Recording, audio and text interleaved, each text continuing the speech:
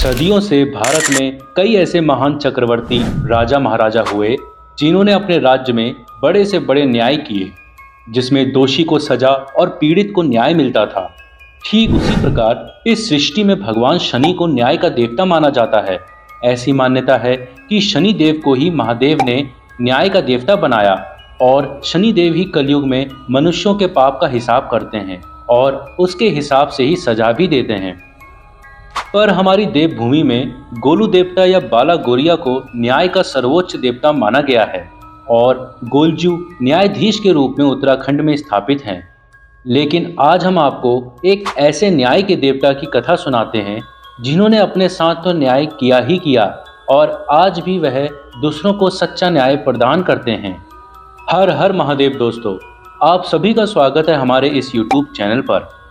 हमारी आज की कहानी देवभूमि उत्तराखंड के दूसरे शक्तिशाली न्याय के देवता गंगनाथ देवता की है, जो खुद गुरु गोरखनाथ जी से शिक्षा और दीक्षा प्राप्त किए हुए सिद्ध जोगी हैं।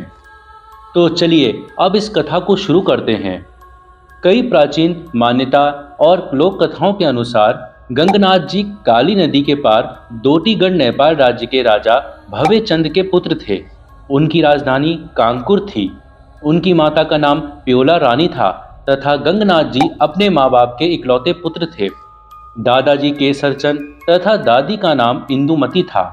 चाचा का नाम उदयचंद तथा बहन का नाम दुधकेली था। उनके पास दोटीगढ़ की रोथानगिरी थी। इनके महल का नाम कंचन महल था। इनके सोने के सिंहासन में मखमली गद्दी बिछी रहती थी और यह सोने के बर्तन में ही भोजन किया करते थे। घाटगढ़ बागलेक से घुली साल तक इनकी रकम या मुद्रा चलती थी। दोटीगढ़ में छोलनी, बिजोरी और दाख दाड़िम छिलकर खाते थे। गंगनाथ जी के पास गाय भैंसों और दूध दही की कमी नहीं थी।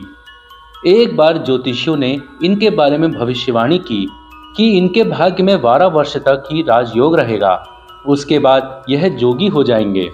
इन्हीं दिनों की बात है, बागेश्वर में उत्तरायणी का 8 दिन का मेला लगा हुआ था।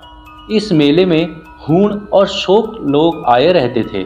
घोड़ा, सोना चांदी, लोहे से निर्मित वस्तुओं, थुलमा, पश्मीना, पंखी, दरी आदि चीज़ों का वहाँ मेला लगा रहता था। और उसी समय गंगनाथ जी की उम्र 12 वर्ष की थी। वे अपने दरी दीवान सौद मसौद को साथ लेकर 12 वर्ष की उम्र में बागनाथ के मेले में गए। अल्मोड़ा जिला के रंगौड़ पट्टी में दनिया नाम का एक गांव है। इस गांव में जोशी लोग रहते थे। यहाँ कृष्णानंद विष्णु जोशी की भानुमती भाना नाम की रूपवती स्त्री रहती थी। अल्मोड़ा में कृष्णु की दीवानचारी थी। दनिया के पास लधौड़ी गाड़ मकोली में किशन जोशी का झपरू नाम का एक लोहार रहता था। भाना के साथ रकम रसियारी, कुसुम घसियारी, नाथ बिनियान, झपरू लोहार तथा अन्य नौकर चाकर रहते थे। बागेश्वर के पास विश्वा माटक में भाना जोशाणी का मायका था। भवानी दत्त पंत उसके पिता थे। भाना भी अपने सगी साथियों के साथ बागेश्वर का मेला देखने के लिए अपने मायके से गई हुई थी और उसी समय गंगनाथ जी भी अपने नौकर चाकरों के साथ इस मेले में आए थे। संयोगवश दोनों मेले में एक ही जगह से मेले को देख रहे थे। गंगनाथ जी हष्टपुष्ट और देखने में अति सुंदर थे। भाना ने अचानक से जब पहली बार उन्हें देखा तो वह उनके रूप पर मोहित हो गई। उसने अपने झपरू लोहार से कहा कि तुम जाकर पता करो यह लड़का कहाँ से आया है और किसका बेटा है। झपरू लोहार ने तुरंत गंगनाथ जी के पास गया और उनके बारे में सारी बातें पूछ ली और फिर बाना को सब बता दिया। एक दिन दोनों ने एक दूसरे को देखा और देर तक एक दूसरे को टकटकी लगाए निहारते रहे। 8वें दिन जब मेला समाप्त हुआ तो भाना गंगनाथ जी से बोली कि हे गंगनाथ, इस मेले में तुम जैसा सुंदर राजकुमार को देखकर मैं धन्य हो गई। अब तुम अपने राज्य को वापस लौट जाओ और मैं भी चले जाऊंगी। पर मेरी एक विनती है, जब तुम्हें 13वां साल लगेगा तो तुम मुझे याद करना। मेरा नाम भाना है, मेरे साथ कुसुम घसियारी है और झपरू लोहार है। जब कभी तुम्हारा मेरे ससुराल में आना होगा तो तुम इनके नामों को मत भूलना। रात में अपने सपनों और दिन में मेरी उदासी का ख्याल रखना। इतना कहकर भाना चुप हो गई और फिर दोनों अपने अपने घरों को लौट गए। लेकिन भाना की बात गंगनाथ जी के मन में बार बार बेचैनी करने लगी। गंगनाथ जी को जब 12 वर्ष पूरे हुए तो वह रात को सपने में भाना को ही देखते थे और दिन भर उसी के ध्यान में लगे रहते थे। दिन को मुरली बजाते हुए भी भाना भाना ही कहते थे। न नींद आती थी, न भूख लगती थी। माता पिता, बहन, सगे संबंधी, मित्र के प्रति उनके मन में कोई मोह नहीं था और उनका उठना बैठना भी कम हो गया था। रात को गंगनाथ जी जब भाना को सपने में देखते थे तो भाना उन्हें सपने में कहती थी कि हे गंगनाथ, तुम तो अपनी राजधानी में आराम से रह रहे हो, लेकिन जब से मैं बागेश्वर से लौटी हूँ तब से मेरी रातों की नींद और दिन की भूख गायब हो गई है।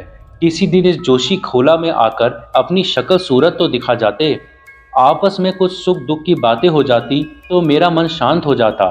मैं तुमको एक उपाय बताती हूँ, तुम वैराग्य ले लो, भभूत रमा लो, केदारी कंगन, बिलौरी दर्शन, खरवा की झोली, तिमरी सोटा, भस्मंडी चिमटा, रत्न काम्बली, अम्याली रमाट, वनवासी बांसुरी, रंग ढली मुरली पकड़कर, सर मुड़ाकर, कान फाड़कर, घर घर माई घर घर बाप का अलग आदेश पुकारते हुए जोगी बनकर यहाँ आ जाओ, तभी मेरी और तुम्हारी मुलाकात होगी। सपने में भाना की ऐसी बातों को सुनकर गंगनाथ जी ने एक दिन अपना राजकाज छोड़कर वैराग्य ले लिया और कुछ दिन तक टल्ली मल्ली डोटी में अलग आदेश कहकर घूमते फिरते रहे। माँ बाप ने गंगनाथ जी को बहुत समझाया पर उन्होंने एक न मानी। उन्होंने बोला कि हे माँ, तुमने मेरे लिए ना जाने कितने ही कष्ट सहे, कितना ही त्याग किया। माघ के मकर, पूस के इतवार, शनि मंगल आदि व्रत रखे, अनेक देवी देवताओं के मंदिर में मन्नतें मांगी, मुझे अपने गर्भ में 10 माह तक पाला। मैं सब जानता हूँ माँ, मैं अपने वंश का राजा था लेकिन कर्मों का जोगी निकल गया। मेरी नींद भूख भी चली गई है, अन्न धन का मुझे कोई लोभ नहीं रहा। माँ, मुझे जोगी बन जाने दो, मेरे लिए सब घर घर माई घर घर बाप हैं। ऐसा कहकर गंगनाथ जी जोगी का वेश धारण करके डोटीगढ़ छोड़कर चले गए। डोटीगढ़ छोड़कर उन्होंने काली नदी पार करी और कुछ दिन सौणी सौर हाट पिथौरागढ़ में रहे। उसके उपरांत काली कुमाऊं होते हुए वह हरिद्वार पहुंच गए। वहां पर उन्होंने हर की पैड़ी पर प्रार्थना करके ब्रह्म कुंड में नहाया और वहां से गुरु गोरखनाथ जी के आश्रम को चल दिए। उस समय हरिद्वार में कुंभ का मेला लगा हुआ था और गुरु गोरखनाथ जी के आश्रम में 16 पंथ संन्यास के सन्यासी और 12 पंथ के वैरागियों का सम्मेलन होता था।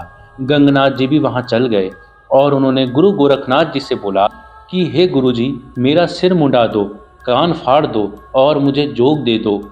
गुरु गोरखनाथ जी ने उस सुंदर राजकुमार से संन्यास लेने का कारण पूछा तो उसने कहा कि उसे किसी भी बात का कोई दुख नहीं है, वह संसार से वैराग्य होने के कारण जोग ले रहा है। गुरु गोरखनाथ जी ने अपनी अंतर्दृष्टि से सब कुछ जान लिया और फिर उसको समझाने बुझाने लगे, पर फिर भी जब गंगनाथ जी ने एक न मानी तो उन्होंने उनके कान फाड़कर मुंड मुंडाकर योग की शिक्षा दे दी और उसके बाद कई तरह की अपनी योग शिक्षा और दीक्षा प्रदान कर दी। उसके बाद हरिद्वार से गंगनाथ जी दनिया आए। उन्होंने वहां चौबाट चकोली में धूनी रमा ली। वह मोहिनी मुरली बजाते थे।